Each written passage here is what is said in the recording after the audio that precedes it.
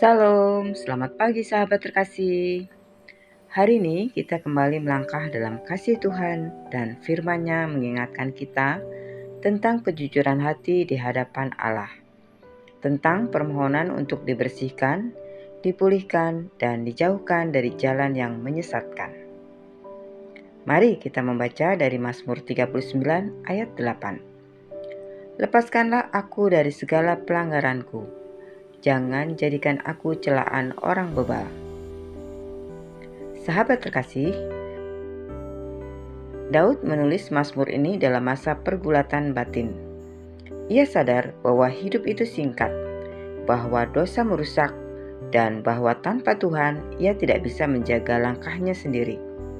Ini bukan doa formal. Ini doa dari hati yang hancur tapi jujur. Sahabat terkasih, ada seorang pria tua yang tinggal di sebuah kampung kecil. Namanya Pak Andi. Ia dikenal sebagai orang yang rajin ke gereja, sangat ramah dan murah senyum. Tetapi di balik itu semua, ada satu hal yang ia sembunyikan bertahun-tahun. Ia menyimpan kepahitan terhadap tetangganya. Orang kampung tidak ada yang tahu. Senyum tetap ada, pelayanan tetap jalan, tapi hatinya sebenarnya terikat. Setiap kali nama tetangganya disebut, wajahnya langsung berubah. Ia berkata dalam hati, "Aku tidak melakukan dosa besar kok, hanya kepahitan kecil saja." Sampai suatu hari, seorang pendeta tamu berkhotbah tentang Mazmur 39, tentang doa Daud yang berkata, "Lepaskanlah aku dari segala pelanggaranku." Kata lepaskan itu menghantam hatinya, karena hanya orang yang terikat yang perlu dilepaskan. Dan pagi itu, Pak Andi sadar, kepahitan itu adalah jerat, dosa yang membelenggu langkahnya. Sore itu, untuk pertama kalinya ia menangis di hadapan Tuhan. Ia mengakui dosanya. Ia minta dilepaskan, dan minggu berikutnya, ia memberanikan diri untuk mengunjungi tetangganya dan meminta maaf. Beberapa bulan setelah itu, banyak orang kampung heran. Pak Andi sekarang beda sekali ya, seperti lebih ringan hidupnya. Hanya sedikit orang tahu bahwa ia akhirnya mengalami apa yang ia doakan. Dibebaskan dari pelanggaran dan hidupnya tidak menjadi celaan, melainkan kesaksian. Sahabat terkasih, Daud tidak berkata, "Kurangi dosaku." Ia berkata, "Lepaskan aku." Karena dosa bukan sekedar kesalahan, itu jerat. Sahabat terkasih, ada seorang wanita yang berkata, "Tuhan, aku tidak melakukan apa-apa. Aku cuma menyimpan rasa kesal." Tetapi semakin hari rasa kesal itu tumbuh. Ia mulai mudah tersinggung, mudah marah, dan ibadahnya tidak lagi penuh sukacita. Akhirnya ia berkata, "Ternyata aku terikat tanpa sadar." Doa Daud menjadi doa penyelamatnya. Kadang kita tidak terjerat dosa besar seperti zina atau pencurian, tetapi terikat oleh sakit hati, iri hati, kebohongan kecil, kebiasaan ngomel, atau dosa pikiran. Semua itu tetap membutuhkan pembebasan. Sahabat terkasih, Daud sadar jika ia tetap berjalan dalam dosa, hidupnya justru menjadi bahan ejekan orang fasik.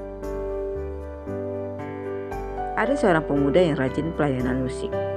Banyak orang melihatnya sebagai panutan. Namun diam-diam ia kecanduan judi online.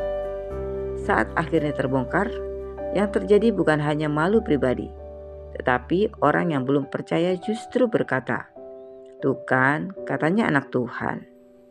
Dosa membuat kesaksian retak. Daud berdoa supaya Tuhan menjaganya dari itu. Lepaskanlah aku. Artinya, aku butuh Engkau. Tidak ada manusia yang bisa menolong dirinya sendiri keluar dari dosa.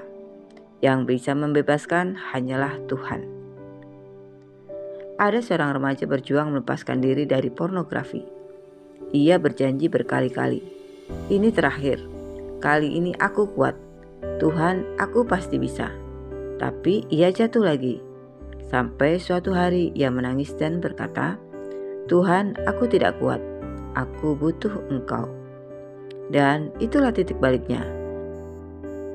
Pertolongan Tuhan masuk ketika dirinya berhenti mengandalkan kekuatan sendiri. Sahabat terkasih, ketika Daud berdoa, ia tidak hanya minta ampun, ia minta pembebasan. Pengampunan menghapus catatan dosa. Pembebasan mengubah arah hidup. Sahabat terkasih, Daud minta suatu hal, jangan jadikan hidupku batu sandungan. Karena hidup kita dilihat banyak orang, keluarga kita, teman kita, bahkan orang yang tidak percaya. Sahabat terkasih, mari kita jawab pertanyaan refleksi untuk pagi ini. Apa pelanggaran yang perlu kita akui hari ini? Adakah sikap atau kebiasaan yang membuat kita bisa menjadi celaan bagi orang lain?